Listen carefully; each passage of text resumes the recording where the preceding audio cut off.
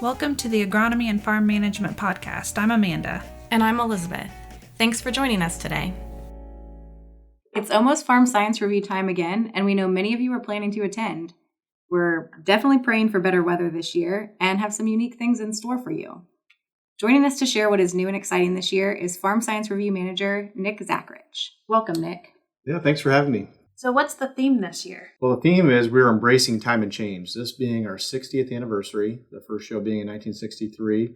We're excited to look back to the last 60 years, but also look forward to the next 60 to what exciting things might be exhibited at Farm Science Review and all the things that we can learn from our extension educators like yourselves. 60 years that's a lot of years. Pretty exciting to be celebrating that. Yeah, we spent 20 years at Don Scott Airport in Columbus, and so the last 40, so this is our 40th anniversary of being at the Caren Ag Center. So we're really excited about that, and we have 11 exhibitors that were exhibitors in 1963, and actually several others that are exhibitors still, but maybe just have been purchased by another company or being represented by a distributor or retailer. So real excited about those ones that have been around for all these years, 60 years of being an exhibitor, supporting us, doing what we do here at Farm Science Review and, of course, the college in general. Yeah, that's going to be fun to celebrate. I definitely haven't been here for all 60, but I think I've been around for about half of them.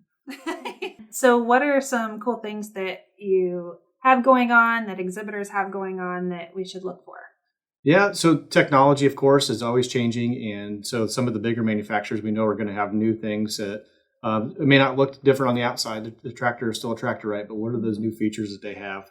Automation seems to be becoming more and more prevalent, and even the machines that we were used to operating. So combines may not be something a lot of us are used to talking about with automation because we still have an operator. But at the same time, there's a lot of things that we can do, and Nate can probably tell you a whole lot more, farm manager here, that will be able to talk about what automation our machine has that is different from what we were used to. As a kid, when I was growing up, there was a lot of wrenching and adjustments to make on the machine as you got through harvest. And now it's not necessarily the case, where some things maybe just a push button where you used to have to get several wrenches out. So those are the kind of things that we're looking at, but it's also a lot of other unique things with just software, being able to help manage your operations at home.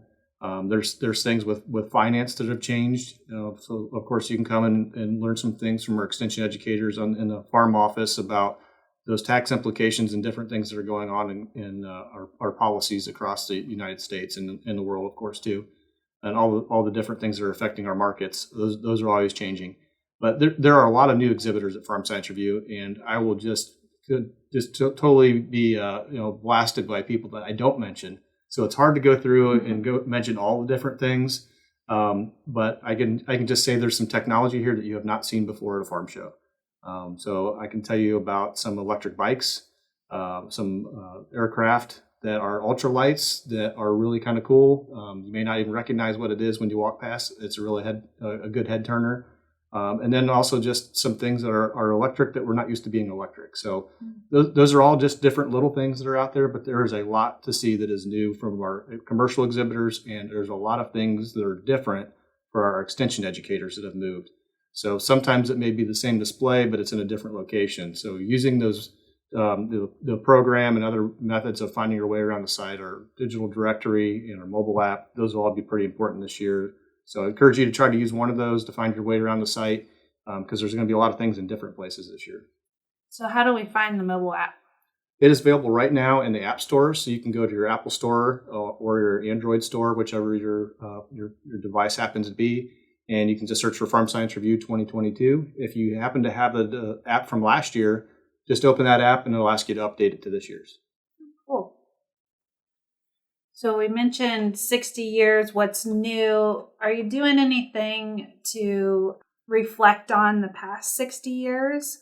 Honor those times that have gone by? Yeah, that's a great question. I'm going to kind of defer it back to you, Amanda, because in the agronomic crops team area, we were looking at some really kind of neat machines that I will just say that we helped develop here at the College of Food, Agricultural, and Environmental Sciences. And when I look back at OERDC, so Ohio Agricultural Research and Development Center, that research side helped do some things to help advance some of this technology, 50, 60 years ago. And those are the pieces we're looking back to.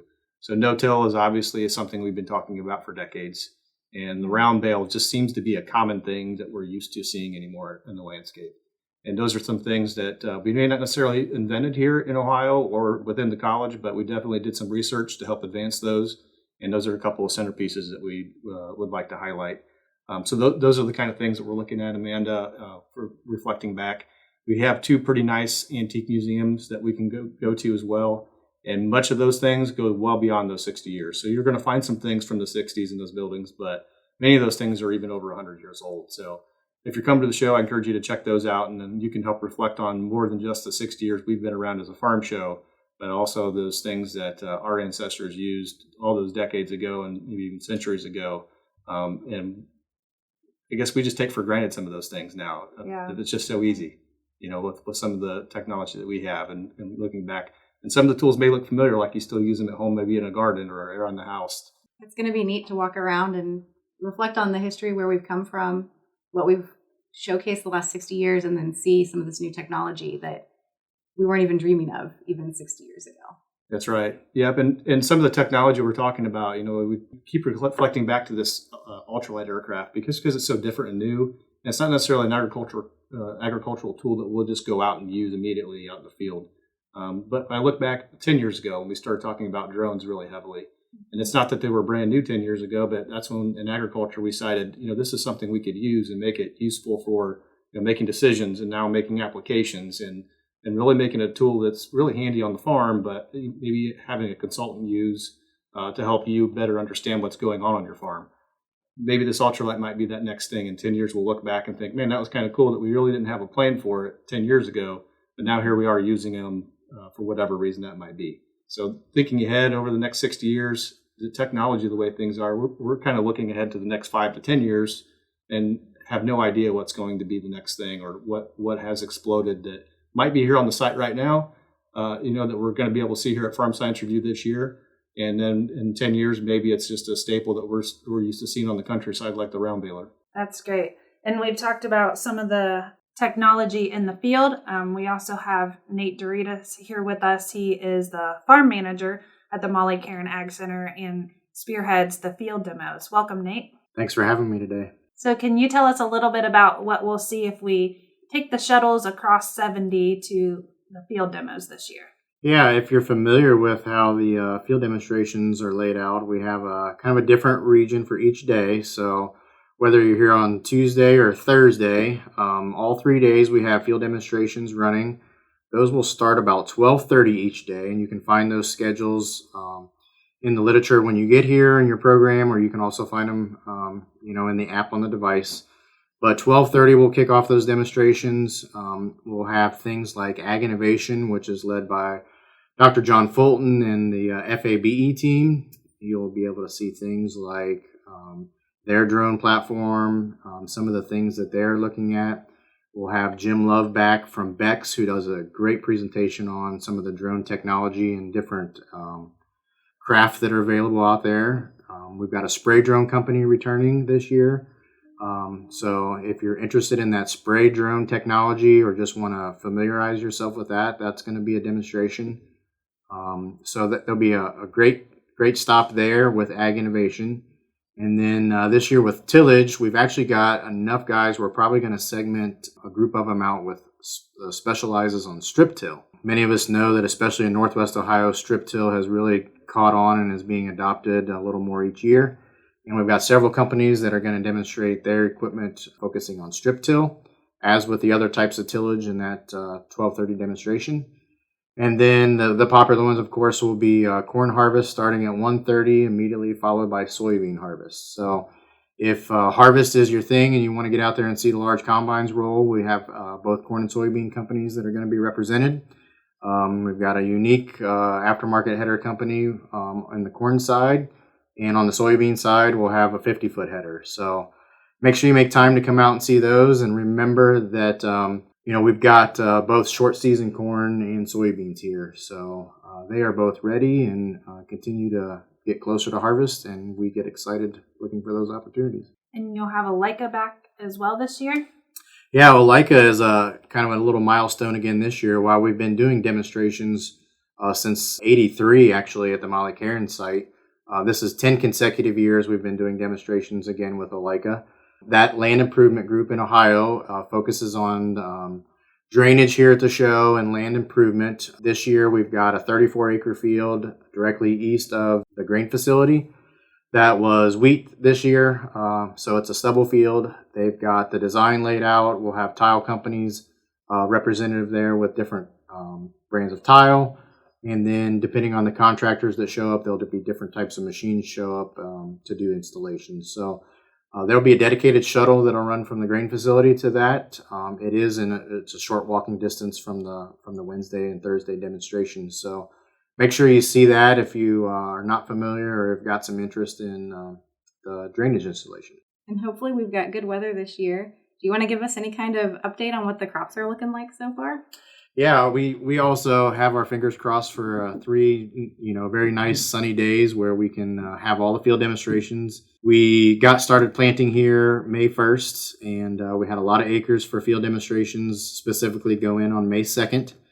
So the timing was really good, and we've had a fairly good growing season. Not nearly as much regular rainfall as we did in 21, but really good heat and enough moisture that we've got a pretty solid crop coming. If you follow along with the Ohio Country Journal's crop tour, we were one of the stops there as we typically find the most advanced and early season crops here. And this year was no different. So the corn is all 100-day corn, and it's all black layered now. So we're under that 30% mark, and it looks good. I think we'll be able to hit our normal averages on corn yield here. And on the soybean side, we grow between a 2.6 and 2.9 maturity on soybeans for the field demonstrations.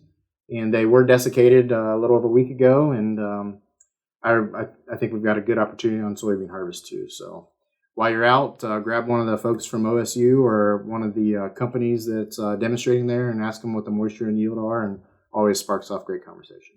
I think that's probably the number one question asked out at the field demos is what's it yielding? Yep, absolutely. Yeah, good indication of how some of the other parts of the state are going to go. Yeah, and this year it doesn't look like if there's going to be very little harvest competition. So, that shouldn't be an excuse to hold anybody at home this year. So we expect everybody to make the trip down to Farm Science Review for at least one of the 3 days. Get your harvest prep stuff done now and make time to come on down to the show. Well, thank you guys both for your time. We're going to talk about a couple other subject areas here before we end the podcast, but how do we get tickets? Yeah, that's a great question. So that is something new. So here at our 60th show, we've decided to step into the new technology age and we have tickets that can scan at the gates. Now, not everybody needs to get worried if you're not really a fan of scannable tickets and have to do electronic things. That's an option. You can still buy paper tickets at participating locations, whether that might be county extension offices across the state or some agribusinesses. So there are some paper tickets out there. We will scan those at the gate and collect those, and we've always collected our tickets anyway when you come in, so that really hasn't changed. So you just walk up to the gate and we take care of the rest. But you can buy tickets online. So go to fsr.osu.edu, and you can find the ticket page there, buy your tickets online. So if you would rather have that on your mobile device, you can do that. Or if you have a printer at home, you can print those and bring it that way. And then also, of course, the paper ticket option. And if you don't like any of those options, we still have tickets to the gate. So anybody can come in at the gate. So come on in. Kids 5 and under are free.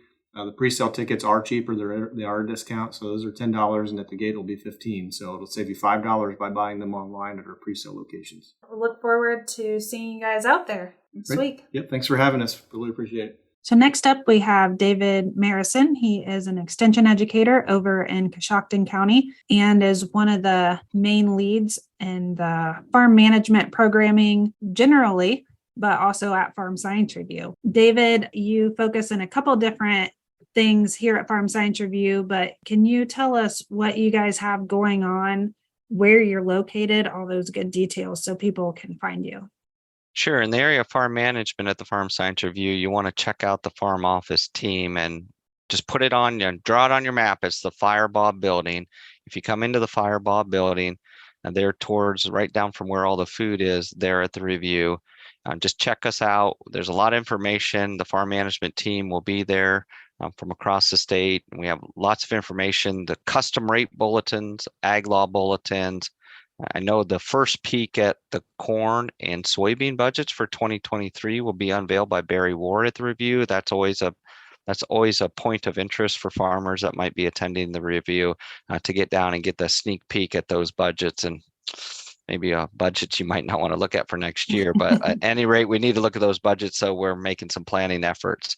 But across from the Fireball building, directly across, which is a little bit of change from the past, the Ask the Expert area will be right across from the Fireball in a tent.